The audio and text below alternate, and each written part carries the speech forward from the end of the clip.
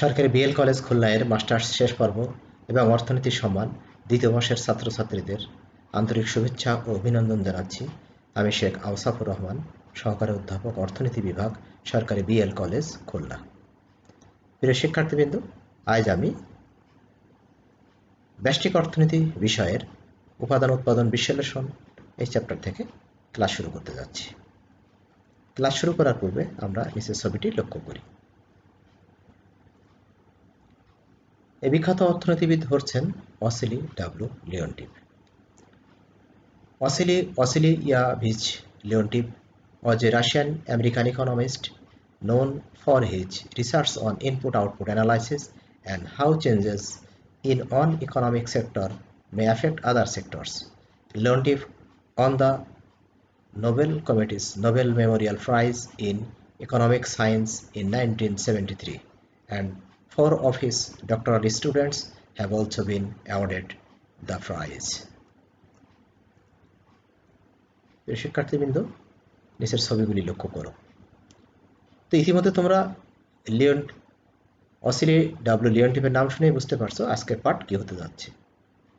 নিচের ছবিগুলি লক্ষ্য করো। আমরা বাম পাশের ছবিটি যদি দেখি তাহলে দেখব এটি একটি কয়লা উত্তোলনকারী ফার্ম। ডান পাশের ছবিটা হচ্ছে একটি ইস্পাত উৎপাদনকারী ফার্ম। তো কয়লা শিল্পের উত্তোলিত কয়লা ইস্পাত শিল্পে জ্বালানি হিসেবে ব্যবহৃত হয়, আবার ইস্পাত শিল্পের উৎপাদিত যন্ত্রপাতি কয়লা শিল্পে কয়লা উত্তোলনের জন্য ব্যবহৃত হয়। তো আমরা দেখছি শিল্পসমূহ একে অপরের উপর নির্ভরশীল, অর্থাৎ কয়লা শিল্প কয়লা উত্তোলনের জন্য ইস্পাত শিল্পের উৎপাদিত যন্ত্রপাতি ব্যবহার করে, আবার ইস্পাত শিল্প কয়লা শিল্পের উত্তোলিত কয়লা জ্বালানি হিসেবে ব্যবহৃত করে। তো ছবি দুটি লক্ষ্য করেই তোমরা বুঝতে পারছো যে আজকের পাঠ কি হতে যাচ্ছে।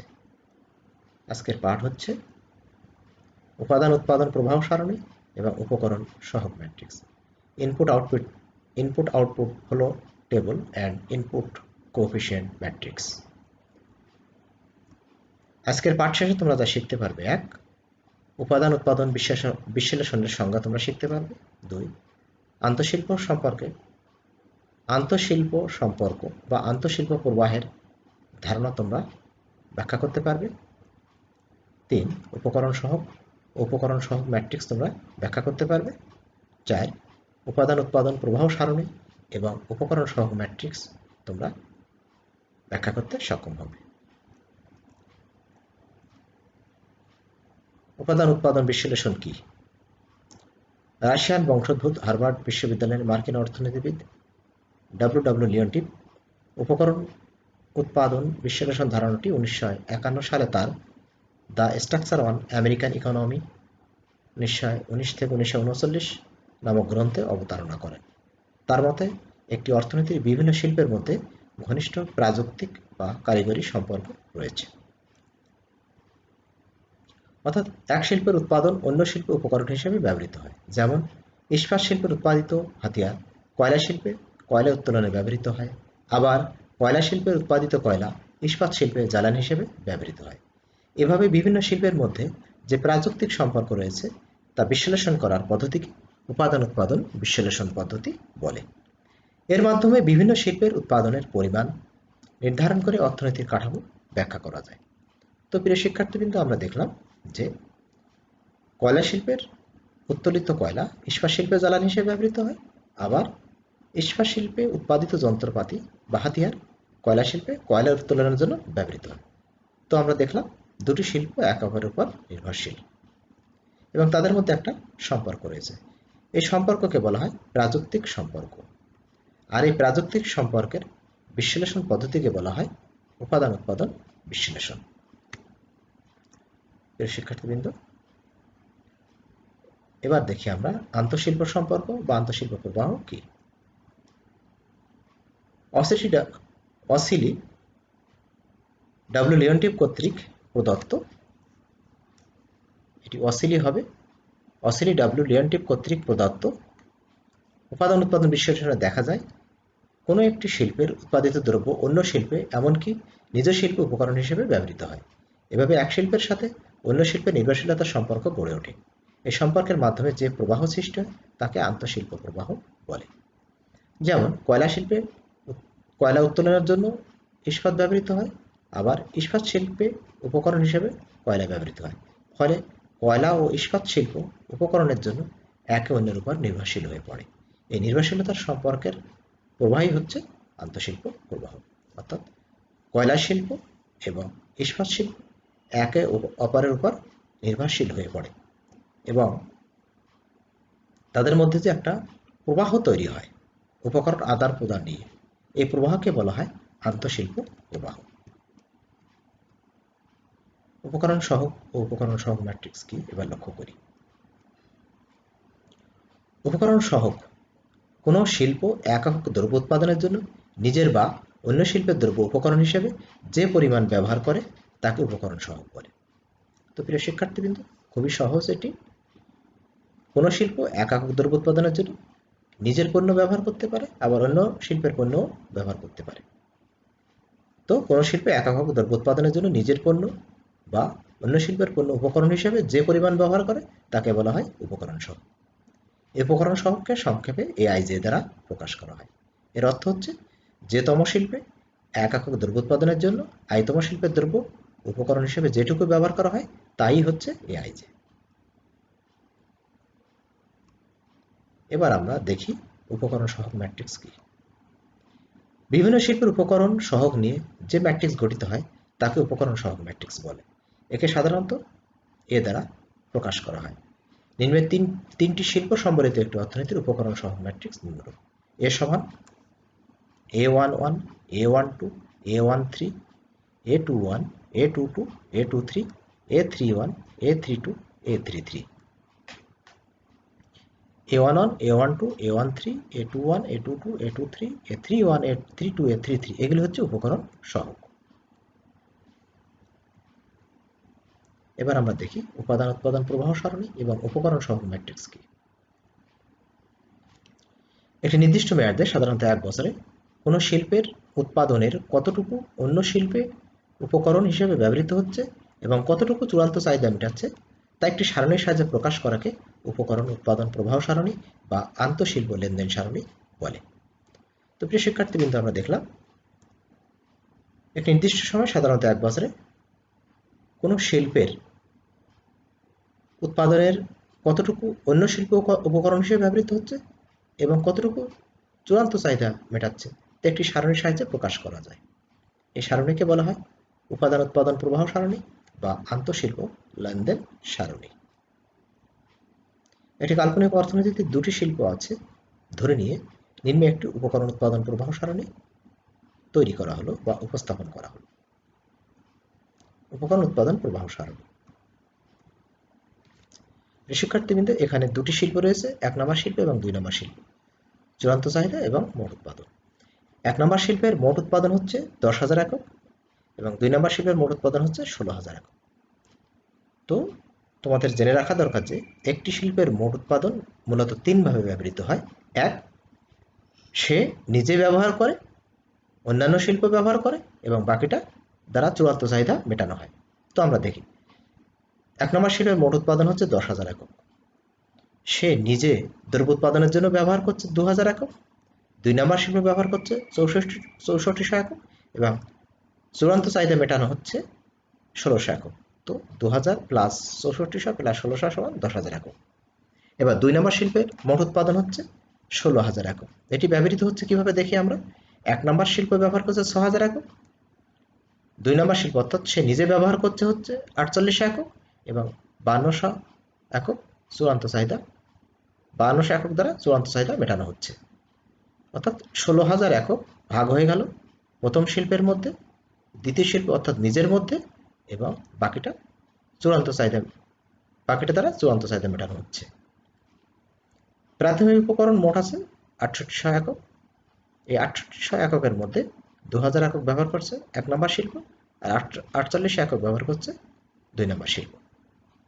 তো প্রিয় শিক্ষার্থীবৃন্দ, আমরা যদি ডান পাশের কলাম যোগ করি তাহলে পাবো 32,800 একক এবং নিচের এই সারি যদি যোগ করি তাহলে আমরা পাবো 32,800 একক। এখান থেকে একটি বিষয় সুস্পষ্ট যে এক নম্বর শিল্পের দ্রব্য সে নিজে ব্যবহার করবে, এক নম্বর শিল্পের উৎপাদিত দ্রব্য সে নিজে দ্রব্য উৎপাদনের জন্য ব্যবহার করবে, আবার দুই নম্বর শিল্প ব্যবহার করবে, আর বাকিটা দ্বারা চূড়ান্ত চাহিদা মেটানো হবে। অর্থাৎ একটি শিল্পের উৎপাদিত দ্রব্য তিনটি বিষয়ের মধ্যে ভাগ হয়ে যাবে। এক, সে নিজে ব্যবহার করবে, অন্যান্য শিল্প ব্যবহার করবে, এবং বাকিটা দ্বারা চূড়ান্ত চাহিদা মেটানো হবে। এটি হচ্ছে উপকরণ উৎপাদন প্রবাহ সারণী। অর্থাৎ একটি শিল্পের উৎপাদিত পণ্য ওই শিল্প নিজে ব্যবহার করবে এবং অন্য শিল্প ব্যবহার করবে দ্রব্য উৎপাদনের জন্য। এভাবে শিল্পসমূহের মধ্যে একটা নির্ভরশীলতার সম্পর্ক তৈরি হবে, এবং এটি যখন সারণীর মাধ্যমে প্রকাশ করা হবে তখন তাকে বলা হবে উপাদান উৎপাদন প্রবাহ সারণী। শিক্ষার্থীবৃন্দ, এবার আমরা উপাদান উৎপাদন প্রবাহ সারণী থেকে কিভাবে উপকরণ সহগ তৈরি করা যায় বা উপকরণ সহগ বের করা যায় সেটি আমরা লক্ষ্য করি। কিভাবে আমরা উপকরণ সহগ বের করব? উপকরণ সহগগুলো হচ্ছে A11, A12, A21, A22। তো A11 এর সূত্র হচ্ছে x11 by x1, A12 এর সূত্র হচ্ছে x12 by x2, A21 এর সূত্র হচ্ছে x21 by x1, A22 এর সূত্র হচ্ছে x22 by x2। x11 অর্থাৎ এখানে x11 হচ্ছে 2000 একক, আমরা বসালাম মান, আর x1 হচ্ছে 10,000 একক, ভাগ করলে আমরা পাই 0.2। এবার আসি আমরা A12, x12 by x2, x12 হচ্ছে 6400 একক, আর x2 হচ্ছে 16,000 একক, আমরা ভাগ করলে পাই 0.4। A21 সূত্র হচ্ছে x21 by x1, x21 হচ্ছে 6000 একক, x1 হচ্ছে 10,000 একক, তো আমরা ভাগ করলে পাবো 0.4 একক। A22 সমান x22 by x2, x22 হচ্ছে 4800 একক, আর x2 হচ্ছে 16,000 একক, ভাগ করলে আমরা পাবো 0.3। তো প্রিয় শিক্ষার্থীবৃন্দ, আমরা পেয়ে গেলাম উপকরণ সহগগুলি। A11 সমান 0.2, A12 সমান 0.4, A21 সমান 0.6, A22 সমান 0.3। এখানে সূত্রটি মনে রাখার জন্য আমরা একটা কৌশল অবলম্বন করতে পারি, অর্থাৎ A11 হচ্ছে x11 by x1, এখানে যে 1 আছে সুতরাং আমরা ভাগ করবো x1 দিয়ে। A12 সমান x12 by x2, এখানে 2 আছে, x12 এই 2, অর্থাৎ আমরা x2 দিয়ে ভাগ করব, লাস্টে যেটি থাকবে সেটি দিয়ে আমরা ভাগ করব। A21 হচ্ছে x21 by x1, অর্থাৎ এখানে আছে 1, ফলে আমরা x1 দিয়ে ভাগ করব। A22 হচ্ছে x22 by x2, অর্থাৎ এখানে 2 আছে বলে আমরা x2 দিয়ে ভাগ করব, অর্থাৎ শেষে যে সিম্বলটি আছে সেটি ধরে নিয়ে আমরা ভাগ করে ফেলব। তো এখানে 4টি উপকরণ সহগ আমরা পেয়ে গেলাম। এই উপকরণ সহগগুলো নিয়ে আমরা যে ম্যাট্রিক্স গঠন করব সেটিকে বলা হবে উপকরণ সহগ ম্যাট্রিক্স। আমরা উপকরণ সহগ ম্যাট্রিক্স গঠন করি। উপকরণ সহগ ম্যাট্রিক্স A1, A11, যেহেতু 4টি উপকরণ সহগ আমরা পেয়েছিলাম সেটি হচ্ছে A11, A12, A21, A22। আমরা মান বসিয়ে দিলাম। A11 এর মান হচ্ছে 0.2, A12 এর মান হচ্ছে 0.4, A21 এর মান হচ্ছে 0.6, A22 এর মান হচ্ছে 0.3। তো প্রিয় শিক্ষার্থীবৃন্দ, A11 সমান 0.2 এর অর্থ হচ্ছে এক নম্বর শিল্প নিজের পণ্য 0.2 একক ব্যবহার করবে 1 একক দ্রব্য উৎপাদনের জন্য। A12 সমান 0.4 এর অর্থ হচ্ছে 2 নম্বর শিল্প 1 একক দ্রব্য উৎপাদনের জন্য 1 নম্বর শিল্পের পণ্য 0.4 একক উপকরণ হিসেবে ব্যবহার করবে। A21 সমান 0.6 এর অর্থ হচ্ছে 1 নম্বর শিল্প 1 একক দ্রব্য উৎপাদনের জন্য 2 নম্বর শিল্পের পণ্য 0.6 একক উপকরণ হিসেবে ব্যবহার করবে। A22 সমান 0.3 এর অর্থ হচ্ছে 2 নম্বর শিল্প 1 একক দ্রব্য উৎপাদনের জন্য 0.3 একক দ্রব্য উৎপাদনের জন্য ব্যবহার করবে। অর্থাৎ আমরা যে উপকরণ সহগগুলো পেয়েছিলাম সেই উপকরণের সহগগুলো থেকে আমরা যে ম্যাট্রিক্স গঠন করব তাকে আমরা বলবো উপকরণ সহগ ম্যাট্রিক্স। এখানে একটি গুরুত্বপূর্ণ বিষয় আছে প্রিয় শিক্ষার্থীবৃন্দ, এখানে আমাদের ব্রিফ করছেন, এখান থেকে যে কোনো একটা প্রশ্ন এসে যায় যে A12 সমান 0.4 এর অর্থনৈতিক ব্যাখ্যা দাও। বা A22 সমান 0.3 এর অর্থনৈতিক ব্যাখ্যা দাও, A21 সমান 0.6 এর ব্যাখ্যা দাও, A11 সমান 0.2 এর অর্থনৈতিক ব্যাখ্যা দাও। তো আমরা যে কোনো একটি যদি দেখি যে A21 সমান 0.6 এর অর্থনৈতিক ব্যাখ্যা কি, তা আমরা বলবো 1 নম্বর শিল্প 1 একক দ্রব্য উৎপাদনের জন্য 2 নম্বর শিল্পের পণ্য 0.6 একক উপকরণ হিসেবে ব্যবহার করবে। সবগুলো একইভাবে ব্যাখ্যা করতে হবে। প্রিয় শিক্ষার্থীবৃন্দ, তো আমরা দেখলাম যে উপাদান উৎপাদন বিশ্লেষণ কি, উপাদান উৎপাদন বিশ্লেষণ পদ্ধতি কি, উপাদান সহগ কি, উপাদান সহগ ম্যাট্রিক্স কি, এবং উপাদান সহগ ম্যাট্রিক্স কিভাবে গঠন করা যায়। তো প্রিয় শিক্ষার্থীবৃন্দ, আজকের ক্লাসটি যদি তোমরা ভালোভাবে লক্ষ্য করো এবং বাড়িতে যদি তোমাদের পাঠ্যবইটি পড়ে নাও, তাহলে তোমরা